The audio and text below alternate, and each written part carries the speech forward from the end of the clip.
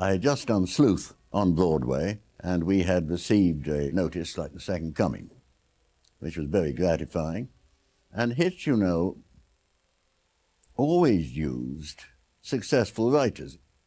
And I had had that success, and therefore I was not completely surprised that Hitch got in touch with me. Mind you, it's such an honor to be invited, because he was such an incredible legend, that at first I thought it was a bit of a hoax, because this happened on New Year's Eve. Someone, you know, answered the phone for me and said, "Is Alfred Hitchcock on the line?" I said, "Yeah." I thought it was one of my mates in New York. I said, "I was telling him to come out and have a drink, you know." A few minutes later, the actual book arrived, which was the book from which the film was derived, a book by a writer called Arthur Bern called Goodbye Piccadilly, Farewell Leicester Square. This tended to convince me this was not a hoax, and we took it from there. That's how that started. Alma was, of course, his wife, and she was a tiny little lady. And whilst we were here prepping Frenzy, she had a heart attack. Not he. He had a pacemaker, you know. But the one to have the heart attack was Alma. It slightly affected the work necessary for doing the picture, but she recovered very quickly and, in fact, survived him. And this particular shot is a helicopter coming along the river and panning around onto you, all listening to the speech. So obviously you're not sort of aware of the helicopter at all. It's purely a camera shot. So nobody looks at the helicopter. You're all looking at the minister, listening to his speech. Okay, thank you. Okay. All right, background and action. He was very strange about those cameo appearances. They were always very modest, weren't they? He wouldn't use makeup or make himself look in any way fanciful or ridiculous. He was very shy of doing things like that. He would be himself, but he wouldn't be anybody else. You see what I'm saying then?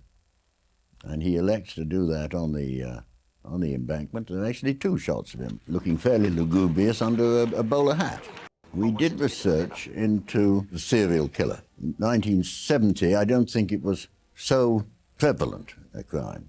And these serial killers are what are called aggressive sexual psychopaths. There are a lot of passive sexual psychopaths about. It's the aggressive ones you have to worry about because they simply cannot control that impulse when it comes upon them. It was a very interesting character because little had been written about that kind of a character at the time. He fascinates us, he still does. I think why Hitchcock asked me to play it was at that moment I hadn't had a big film released, but I just finished Macbeth for Roman Polanski, which was big news at the time. Hadn't opened. And of course I was going to be cheap, you see. Now it was a very cheap film, Frenzy. They didn't spend a lot of money. They didn't, for example, provide cars for anybody to go to the set or go to the studio. You just got your own taxi or you came on a bike or whatever you did, you know. So anyway, they just asked me to do it. So they go through a book, you know, you've got a casting director. Casting directors don't do a lot. I mean, there's not much they can do. But they say, well, the so-and-so, how about him? And Hitchcock presumably said, yeah, I think he looks all right. What's he doing at the moment? So my agent went, oh yeah, you know, would you like, I'll get Roman Polanski. Roman was doing everything down in Shepperton. He was saying, I'll do anything, you want to see the film? I'll show you rough cuts, I'll do this and do that. Hitchcock didn't want to see a frame, nothing. But he said, I've got to see whether he can act and what he looks like on film. And my agent got a television movie that I'd done, simple thing, shot in black and white in '69, I think it was, and showed it to him. So he said, yeah, it'll do. So I came to see him round the corner from the Dorchester, which is where we are now. And he said, John, nice to see you, blah, blah, blah, blah. I was, you know, like half in shock seeing the man anyway. Do you like the script? I said, yes, of course, you know, as you do. And so he said, I've seen the film that your agent showed me. You can act. That's good. Would you like to do it? Yes, I would. Okay, let's go and have lunch. And that was it. So it was done. And I, you know, of course I couldn't believe it. I went up, in fact, for the part of the secretary. I didn't go up for Babs. And we went into this huge, I went alone to this huge, vast room in Piccadilly where he was doing the auditions. And he sat behind this desk. I sat down and he started talking about deep refrigeration and how to make batter. There was this huge room he said he had in his house, which was his fridge. And he told me how he made batter for batter pudding, and he kept it in this vast fridge. So I was completely mesmerised by this. Then he started talking about this barmaid. And I was totally confused by this time because he hadn't asked me to read for the secretary or anything. Anyway, this woman, this barmaid, had to be quite short. And I found myself taking my shoes off. But I don't know why, because I wasn't up for the barmaid. I was up for the secretary person. Anyway, when I got up to go, of course, I'd forgotten that I'd taken my shoes off, so I had to put my shoes on. And he didn't say whether he wanted me or not. Nothing. No script was given. And the next day, my agent rang and he said, he wants you for the Cockney barmaid, Babs. I said, this is amazing. So I said yes to work with Hitchcock. Of course, count me in. I'd had a couple of successes in the West End on stage, and I was doing a play by David Mercer at the Criterion called After Haggerty with Billy Whitelaw. Someone said, Alfred Hitchcock's in tonight. Right. Next morning, my agent said, Mr. Hitchcock would like to meet you at 100 Piccadilly. So along I went. He said, I'm making this picture about a murderer. I'd like you to take the script away and tell me if you'd like to play it. So, well, the short story is that he sent for a couple of books about a pretty well-known murderer we had over here called Neville Cleveley Heath, who masqueraded as a squadron leader. And I went off on a short holiday to read them, came back and made the picture. And I always thought, when people asked, how on earth did you get the part? I said, well, he came to see the play. It was halfway through shooting the picture, I was talking with his personal assistant, Peggy Robertson, and she said, oh, no. That isn't how you got the part. What happened was that I'd made a film a few years earlier called Twisted Nerve, again with Billy Whitelaw. And this picture, in almost all the notices, they referred to it sort of having a Hitchcock flavour to it. And apparently, seeing me in the part I played in that decided I would be okay for Bob Rusk in Frenzy. So that's how wrong you can be about where you got where you did. Food is continuously used in the movie. Look at the package of grapes that he is given at the beginning of the picture. He is completely broke. He cannot back the horse that Rusk has tipped him. And so he takes it out on the grapes. Right, go. Go. Gotta go faster than me, Paul. And he's pretty furious. He's just banged the grapes on the floor previously. He'd say, do you want to run the jokes? Which is an old English way of saying, do you want to rehearse? He'd say, does John want to run the jokes? I think he wants to run. Do you want to run the jokes, John? I said, well, I wouldn't mind. It does help, get through, especially in maybe a bit of a wide shot, where you've got more than like 2 lines of dialogue. So you do it. You say, all right? And you say, yeah, of course, bosh, all right, shoot it, bang. And you just do it like that. But, of course, because it was Hitchcock, you didn't worry about it that much. He hired the actors the same way he hired the stage carpenter, on the assumption that they knew their job, they knew what to do. So the rehearsal was minimal. But on the other hand, the build-up to the rape and murder scene with Barbara, there I was completely free. He'd set up the camera for this scene, and I remember saying, well, I'd like to sort of walk around there and pull the file out and slam it back or do whatever he did. And he said, that's fine. Okay, we'll move the camera, we'll accommodate what Mr. Foster wants to do, sort of thing. Absolutely no problem. Absolute freedom, I felt. The rape and murder scene with Barbara Leigh-Hunt took 3 days to shoot. Before we started, we had Hitch's storyboard, which is an incredibly helpful thing for the actor.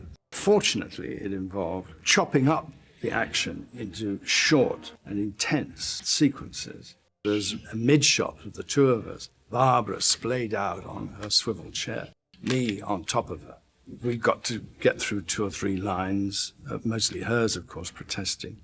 There might have been 6 or 7 takes of that. That was extremely distressing. The tie, of course, is pre-tied and stitched, so it can't move. I can do all this till the cows come home, just as you have to do on stage. We would just console each other. Just another day and a half and we'll be through this. She sticks her tongue out, as Hitch asked her to, and the effect is genuinely horrendous. Hitch, I think, was trying to plumb the ultimate in horror there.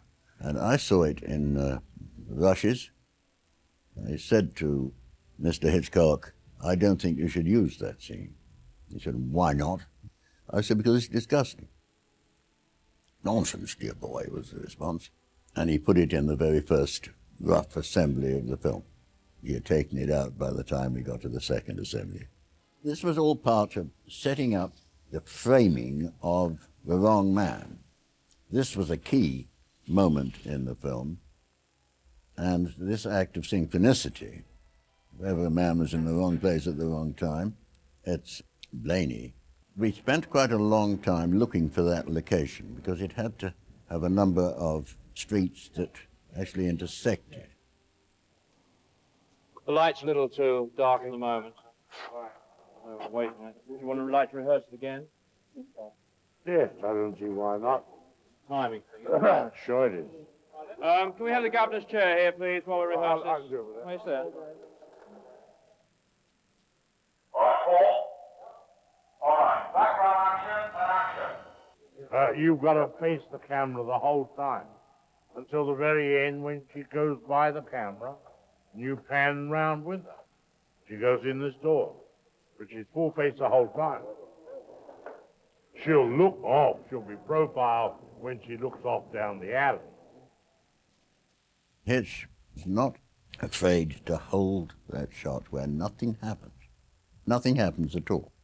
But you know what is going to happen because obviously the secretary is going to find the murdered woman. Blaney's wife's secretary, who's played by Jean Marsh, it was a stroke of genius to make her look so dowdy and dull and spinsterish and obviously very repressed, because Jean was then, and still is, an extremely beautiful, vivacious, marvellous woman. I think Truffaut it was who said that Hitchcock made the same film many, many times, by which he meant that his formula was that a man unjustly accused runs and thus further incriminates himself. And Frenzy is one of those pictures. It's a middle-cut Hitchcock movie in that sense. All right, rehearsal bell. You know her very well. Something's up. On the other hand, Anna, you don't know her. He was most respectful, terribly kind. If you were in trouble, you could go to him, ask him anything. If you didn't understand how to play a scene, if you wanted a line change, which sometimes we did. May I say something? This has been put here. It's Yes. going to be fairly crucial later on. I don't know what that's meant to be. Now, wait a minute. A handbag with gloves have been placed in a strategic position. We were going to ask you before we Yeah. shoot where you would like, because she says she's going shopping at the end, doesn't she? That's Yes, matter but of a where you- woman like that would leave her handbag and gloves in the bedroom. They goes would to be the on the table. dressing table. If she went shopping, fishing. I used to write notes every single night to his secretary, Peggy. Oh, yes, sure. And he was very good. Most of the time, he'd say, all right, yeah, just correct it. He wasn't annoyed that I'd pointed out maybe a syntactical error or something like that. He did say once, John, he said, I said you could make alterations. I didn't say you could rewrite the whole script, which I was trying to do, I must have been. Action. Frenzy was shot almost entirely in Pinewood Studios, in sets built in the studios. Things like the interior of the office where the famous murder took place, the interior of the pub, and so on. The rest of it was shot mainly in Covent Garden itself. Covent Garden was then the fruit and vegetable and floral market for London. It's a very London film, and I know he wanted to make that. I think he thought, whether he thought rightly or wrongly is another matter, that people thought that he had rather sold out and gone to live in Hollywood. I personally don't think that he would have been a world success he became had he stayed here in England. Here is the scene of another horrible murder. This is the famous London wholesale fruit and vegetable market, Covent Garden. Here you may buy the fruits of evil and the horrors of vegetables. I've heard of a leg of lamb, a leg of chicken, but never a leg of potatoes. When we were filming in Covent Garden, a curious thing took place that a very old man came up to him. I remember the security men running in fairly quickly because you know what goes on these days, or even in those days. It wasn't quite as bad, but nonetheless. And he said, "I remember your father here in the market." His father was a very well-off greengrocer. He had a chain of stores, you know, where he sold fish and greengrocery and all that. So he grew up with this. Hitchcock was delighted, of course. He said, "Leave him alone." Sat him down, had a long talk with him about his dad, gave him a great meal, and sent him on his way. It's a nice touch. But he was finding and feeling his roots as they had been. He had a crack team, you know, fabulous operator, fabulous Gil Taylor, fabulous lighting. He had great fun with the cameraman, especially the camera operator. He used to say, you know, "One button up, sir," or something like that. He'd be that precise. He'd know whatever lens you put on, he could tell exactly what the end result was going to be in the camera. When I come out of the pub, Paul, the camera operator, said to Hitchcock, "Where do you want to cut this shot?" Hitch said, like, you know, 2 inches above her hem, or I don't know what he said, but anyway, he said something technical. We did the take, and Hitch was sitting at a really weird angle because he couldn't, you know, he had to be away from the camera. And he said to Paul, "You were an inch out, weren't you, on the cut, where you cut on her skirt?" And Paul said, "How did he know, sitting from that angle?" And he did. His eye was so acute. When she turns around, and there I am behind her. How did he do it? Well, it's quite simple. I'm just crouching just below the camera like a little urchin. Anna hits her mark, I come up behind her, the camera lens can't see me until she moves. I think, was it Truffaut who said after he saw it, said to Hitchcock, "It's a young man's picture." By that he meant it's a film with a lot of experimentation, a lot of risks. There's that moment when Anna Massey's walking the street and all the sound goes away. That's unusual to do that. You have to have nerve to pull something off like that. When we had done the first murder, it's a pretty graphic account of a strangulation. And I didn't see any point in repeating ourselves. And I said to Hitch, "Let's not see another murder. Why don't we just have the murderer take her up to his apartment, open the door for her and say, 'You're my kind of woman,' and close the door.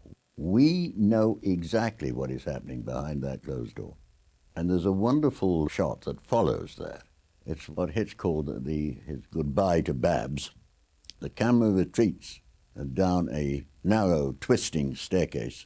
Along the hallway and out into the street. And I think it's a fairly well-known cinema trick. In the studio, we had the stairway built, the U-shaped stairway, and with a railway for the cradle with the operator and the camera sitting in the cradle. So he's coming down and round the U and back down the stairs, along the hallway. And as the camera clears the lintel of the front door, which is built in the studio, an extra dressed like a Covent Garden porter with a huge sack of potatoes wipes the screen.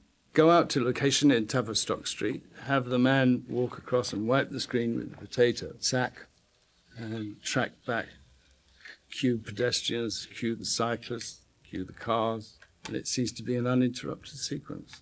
Late in his career, Hitchcock was, working on all cylinders, and that he was able to bring an enormous amount of creativity and excitement, even basically at the end of his career. He suddenly realizes that the tie pin is in my clenched hand.